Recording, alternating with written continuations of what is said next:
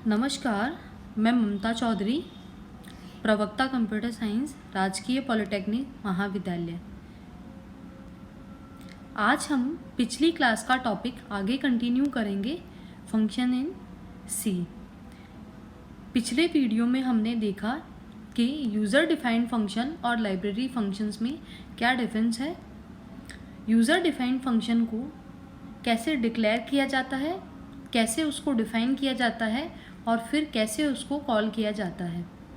आज हम function calling के ऊपर प्रोग्राम बनाएंगे और फिर कॉल बाय रेफरेंस और कॉल बाय वैल्यू टॉपिक को अच्छे से समझेंगे।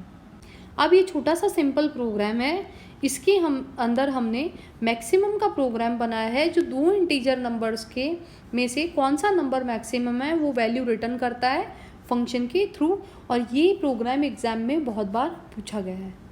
सबसे पहले स्टैंडर्ड इनपुट आउटपुट के लिए stdio.h को इंक्लूड किया गया है, उसके बाद में फंक्शन डिक्लेरेशन की गई है, यानी पहले फंक्शन का रिटर्न टाइप, फिर उसका क्या नाम रखा जाएगा, फिर कौन से फॉर्मल आर्गुमेंट हमको काम में लेने हैं।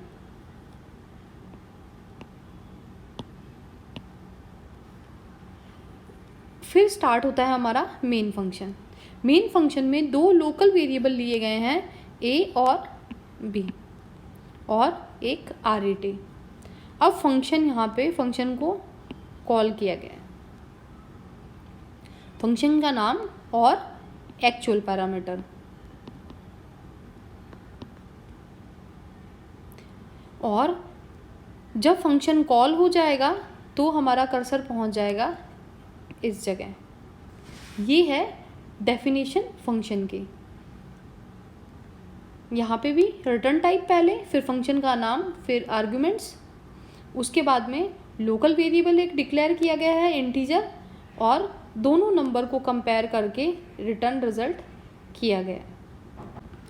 फॉर एग्जांपल इस प्रोग्राम को हमने रन किया तो मैक्स में आर्ग्यूमेंट आएगा 100 एंड 200। इन आर्ग्यूमेंट्स के साथ में जैसे ही मैक्स को कॉल किया जाएगा तो ये इफ़ कंडीशन फॉलो होगी कि नंबर 1 ग्रेटर देन है नंबर 2 से, तो यहाँ कंडीशन हमारी फॉल्स हो जाएगी और एल्स पार्ट एग्जीक्यूट होगा, यानी रिजल्ट में अब जाएगा नंबर 2 यानी 200।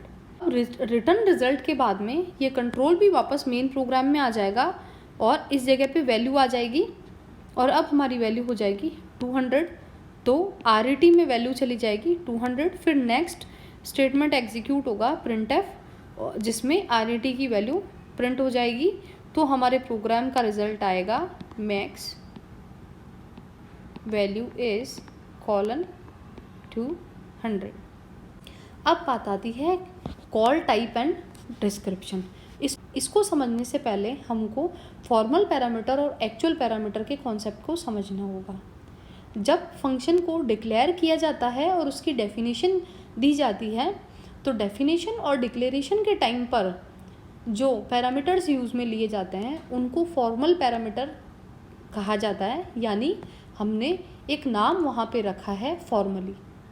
पर जब फंक्शन को कॉल किया जाता है तो उस समय जो पैरामीटर दिए जाते हैं उनको हम कहते हैं actual parameter.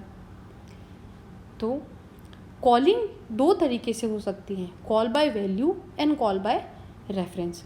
Call by value का मतलब ये है कि जब फॉर्मल पैरामीटर में हम एक्चुअल पैरामीटर देते हैं, तो जब हम एक्चुअल पैरामीटर की वैल्यूज़ को डायरेक्टली यूज़ करेंगे तो उसको हम कहेंगे call by value.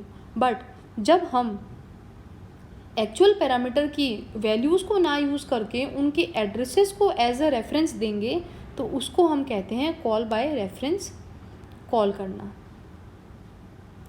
Call by reference और कॉल बाय वैल्यू को अच्छे से समझने के लिए हम दोनों पे एक एक प्रोग्राम समझ लेते हैं। सबसे पहले कॉल बाय वैल्यू।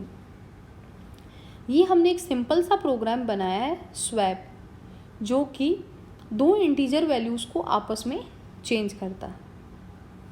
तो हमने हेडर फाइल को यहाँ पे इंक्लूड कर लिया, फिर फंक्शन की प्रोटोटाइप दे दी।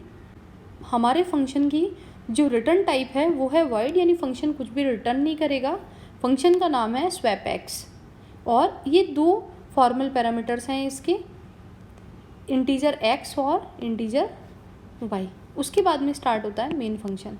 मेन फंक्शन में हमने दो लोकल वेरिएबल्स बनाए हैं a और b।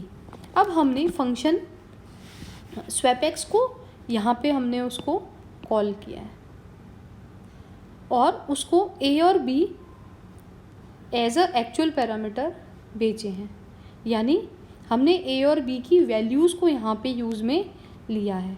फंक्शन कॉल होते ही जो प्रोग्राम का कंट्रोल है वो इस जगह आ जाएगा फंक्शन डेफिनेशन पे। अब a और b की वैल्यू यहाँ पर सब्स्टिट्यूट हो जाएगी और एक लोकल वेरिएबल है t जो बीच में स्वैपिंग के लिए काम में आएगा एज अ टेम्पररी वेरिएबल, और यहाँ पे वैल्यूज़ को स्वैप कर दिया। तो अब t की वैल्यू जो है x हो जाएगी, यानी हो जाएगी a की वैल्यू हो जाएगी b और b की वैल्यू हो जाएगी t, जो कि है अब a के बराबर। तो अब a में वैल्यू आ गई है b और b में वैल्यू आ गई है a, यानी स्वैपिंग हो गई है और यहीं पे प्रिंट करा दिया जाएगा a और b की वैल्यू को। इसको अच्छे से समझने के लिए हम इस प्रोग्राम को रन करते हैं अगर, तो रन के टाइम पर जब ये प्रिंटफ स्टेटमेंट एग्जीक्यूट होगा तो x और y की वैल्यू आपस में अब चेंज हो चुकी है, यानी a जो पहले 10 था अब 20 हो गया है और b जो पहले 20 था वो 10 हो गया है। फिर फंक्शन यहाँ से वापस कुछ भी वैल्यू रिटर्न नहीं करेगा, बस कंट्रोल को ट्रांसफ़र करेगा और कंट्रोल आ जाएगा हमारा नेक्स्ट स्टेटमेंट के ऊपर printf पे। ये प्रिंट करेगा वैल्यू a और b की। जब ये a और b की वैल्यू प्रिंट करेगा तो a 10 आएगा और b 20। अब आप सोच रहे होंगे कि ऐसा क्यों हुआ। ऐसा इसलिए हुआ क्योंकि जब हमने स्वैप x को a, b से कॉल किया था उस समय हमने a और b की वैल्यूज़ को भेजा था, ना कि उनके एड्रेस को। यानी जब फंक्शन के अंदर उनके ऊपर कोई भी चेंजेस किए गए हैं तो वो चेंजेस a और b में नहीं होंगे, वो वहाँ पे जो लोकल वेरिएबल है x और y सिर्फ वो चेंजेस उन्हीं में होंगे। इस वजह से x और y की तो वैल्यू आपस में चेंज हो गई है, बट मेन फंक्शन के अंदर a और b की वैल्यू चेंज नहीं हुई है। इस तरीके की कॉलिंग को हम कॉल बाय वैल्यू कहते हैं। नेक्स्ट एग्जांपल है अपना कॉल बाय रेफरेंस का।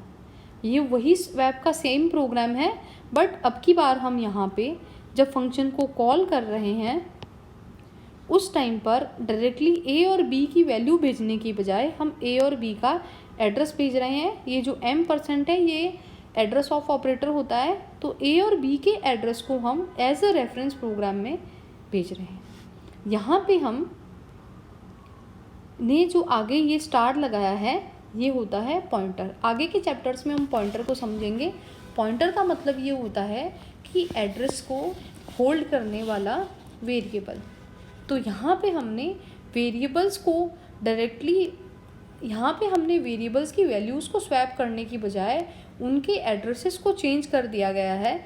इसलिए जब इस प्रोग्राम को रन करेंगे तो सिर्फ x और y की वैल्यू चेंज नहीं होगी, मेन प्रोग्राम में लौटने के बाद में और a और b की वैल्यू भी चेंज हो जाएगी।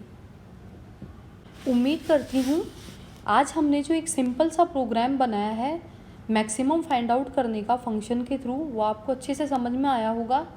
साथ ही कॉल बाय वैल्यू और कॉल बाय रेफरेंस भी आपको अच्छे से समझ में आया होगा। अगली क्लासेस में हम आगे के टॉपिक्स को कवर करेंगे। Thank you.